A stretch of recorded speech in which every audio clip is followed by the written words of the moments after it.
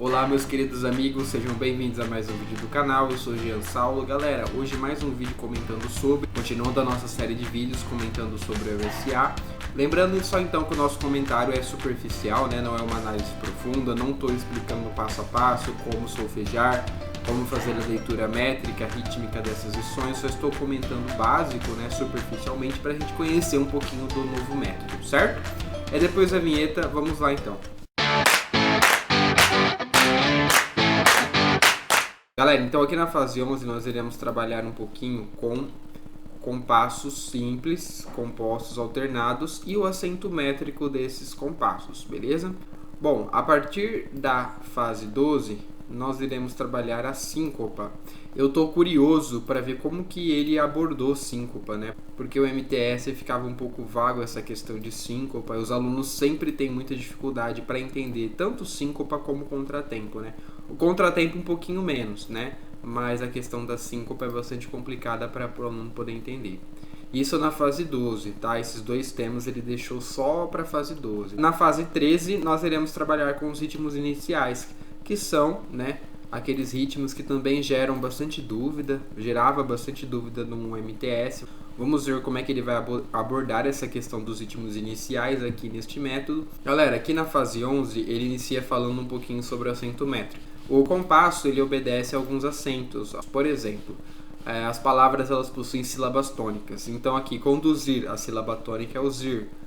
Acento, a sílaba tônica é o sem. Método, a sílaba tônica é o mé. Então ele vai dando toda uma explicação sobre a sílaba tônica para chegar aonde ele quer chegar, que é o acento métrico de um compasso, tá? Acento métrico é a acentuação forte ou fraca dos tempos do compasso. Então, dentro do tempo do compasso, eu vou ter uma parte que é forte e outra parte que é fraca, certo? Então, é isso que ele fala aqui, tá? O acento métrico não deve ser literalmente executado na música, isto é, ele não exige que se aumente a intensidade do som no tempo forte, tá? Então, vai ter tempo forte ou tempo fraco. Então, ele está falando que não necessariamente você vai precisar aumentar a intensidade no tempo forte, nem sempre isso vai acontecer, tá bom?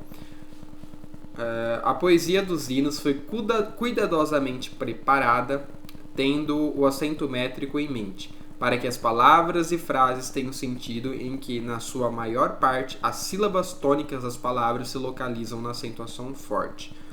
Por exemplo, forte rocha. Ele é um hino binário, né?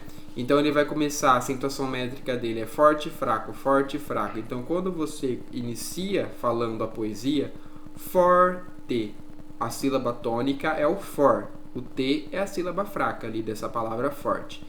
E já inicia na parte forte ali do tempo do compasso, que é um binário, né? Então já inicia no primeiro tempo que é forte. Vocês entenderam isso? Eu não sei se ficou muito claro, mas sempre eles vão tentar encaixar a sílaba tônica daquela palavra junto com o tempo forte do compasso, ok? E as sílabas que são ditas sílabas que não são tônicas, né, que são as sílabas mais fracas, vão ser encaixadas no tempo fraco ali desse compasso, tá? E a gente vai ver como que vai ser essa acentuação de acordo com a fórmula de compasso. Por exemplo, o compasso quaternário. Aqui ele dá o exemplo, né, de tempo forte, o primeiro tempo forte, o segundo fraco, o terceiro tempo meio forte e o quarto tempo fraco, tá? Então ele dá alguns exemplos aqui. 11.2 ele vai começar a falar um pouquinho sobre o compasso simples. Ele não especificou aqui o ternário e o binário, mas eu acredito que ele vai especificar mais para frente. Vamos lá. Como vimos na fase 2, aqui ele vai fazer uma retomada, né, da fase 2 sobre a fórmula de compasso, número superior, número inferior, o que indica cada coisa, tá bom? A definição de compasso simples é aquele que a unidade de tempo da fórmula de compasso é uma figura simples, número 2 para mínima, 4 para semínima, 8 para colcheia, etc. Tá?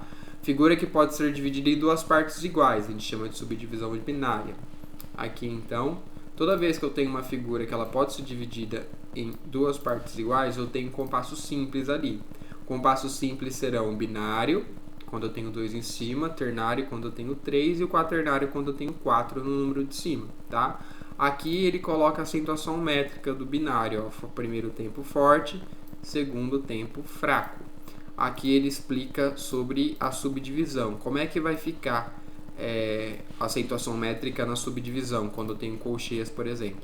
eu divido a primeira colcheia sendo o tempo forte, a segunda colcheia sendo o tempo fraco. A mesma coisa aqui, quando eu tenho semínimas. Primeira semínima forte, segunda semínima fraca, tá? Na subdivisão binária do compasso simples, do ternário simples, como é que vai ficar? Primeiro tempo forte, segundo fraco, tá? Então, sempre na subdivisão, o primeiro tempo vai ser forte, o segundo vai ser fraco. Isso é importante depois para entender síncopa. Beleza, compasso composto. Aqui ele vai falar um pouquinho sobre a definição do composto, né? Que é quando eu tenho o número 6, 9 ou 12 no número de cima. E aqui, no binário composto, né, a gente vai ter a subdivisão ternária, ou seja, uma semínima pontuada. Dentro dessa semínima pontuada vão caber 3 colcheias. Por isso que eu falo de subdivisão ternária e não binária, porque sempre subdivide em 3. Quando faz a subdivisão, ficou meio apagado aqui, não sei se está dando para ver, mas vai ficar forte, fraco, fraco, forte, fraco, fraco. Na divisão normal, o primeiro tempo é forte, o segundo tempo é fraco.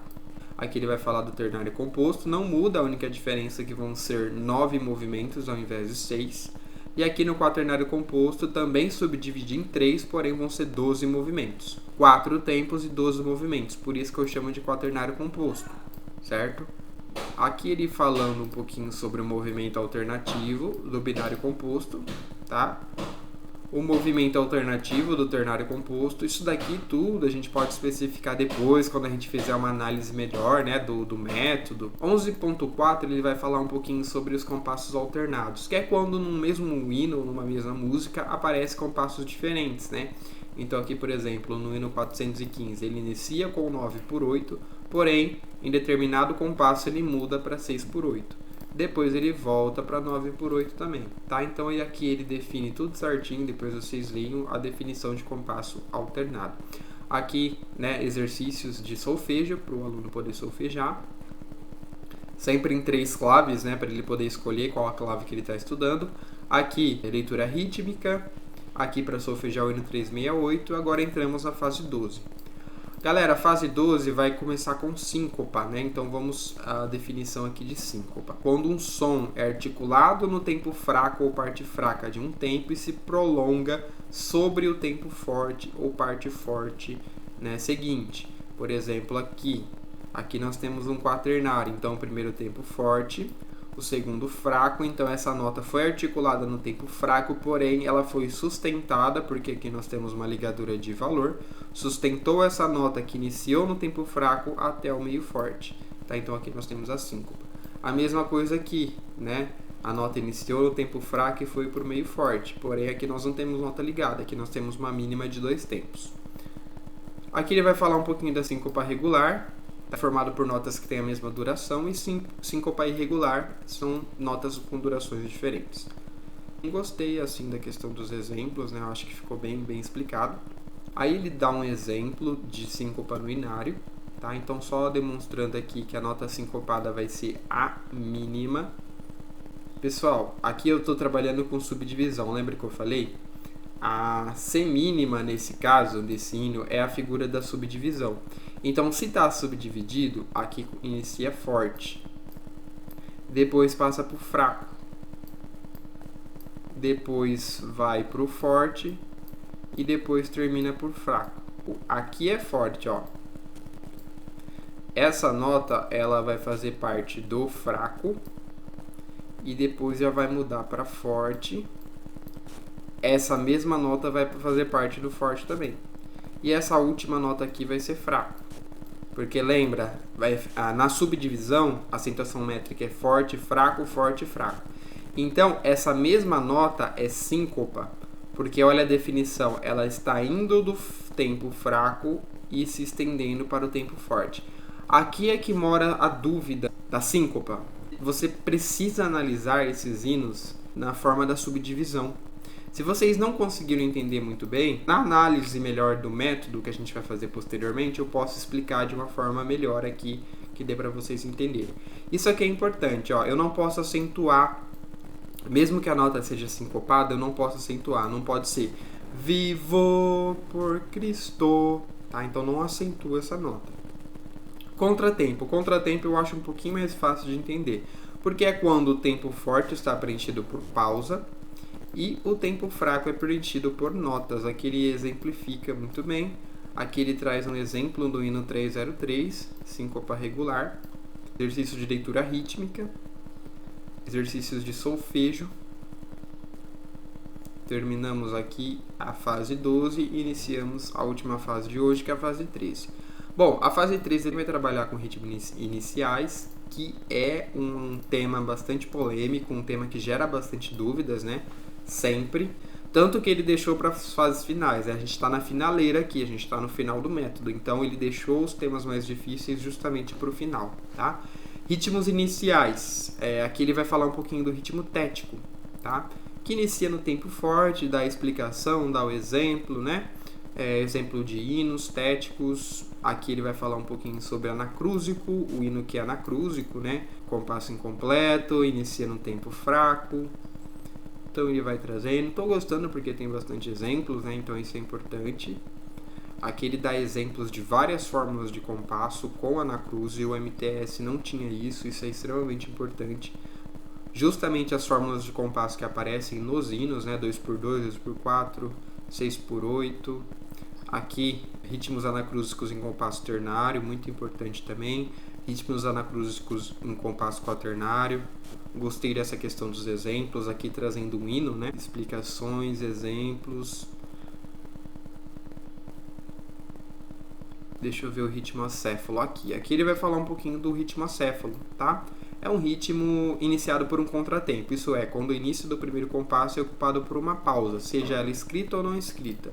Por exemplo, por que eu sei que é um ritmo acéfalo e não um ritmo anacrúsico aqui? Porque aqui também é compasso incompleto, né? Então ele coloca a definição. Considera-se ritmo acéfalo quando as notas musicais desse primeiro compasso abrangem mais da metade, então isso é importante. Aqui que mora a confusão, ó. Quando o abrange mais da metade de um compasso binário ou quaternário, ou quando abrange mais de 2/3 de um compasso ternário, é um ritmo acéfalo. Por exemplo, aqui tá abrangendo mais a metade. São três tempos, então eu considero isso aqui como acéfalo. Se fosse só iniciado por 2 semínimas, aí eu consideraria um anacrúsico. Mas como são 3 semínimas e está faltando só uma, é mais da metade aqui do compasso. Então, é um ritmo anacrúsico. Eu considero que tem uma pausa aqui subentendida, tá? É o que acontece, por exemplo, no hino 208. Ele não coloca pausa, mas essa pausa fica subentendida, tá? Essas notas, elas ocupam mais da metade do compasso, tá? Por isso que não é anacrúsico, é acéfalo.